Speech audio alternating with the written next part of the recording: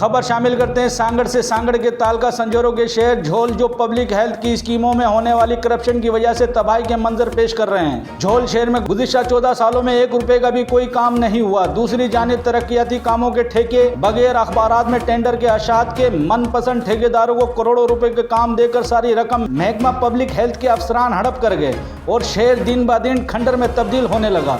शहर के रोड रास्ते गलियां टूट फूट का शिकार और जा बजा गंदगी के ढेर नजर आने लगे। टाउन कमेटी में 56 लाख रुपए माहाना तेल की मद में आते हैं और हर माह बाकायदगी से खाए जाते हैं।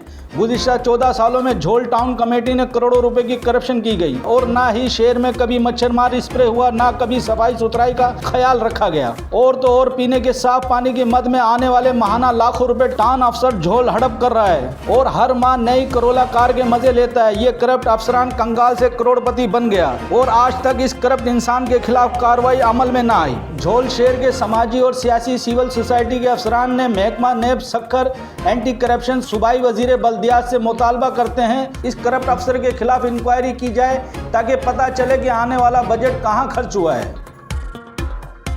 मजीद खबरों और अपडेट के लिए विजिट करें हमारा YouTube चैनल HRJDU न्यूज़।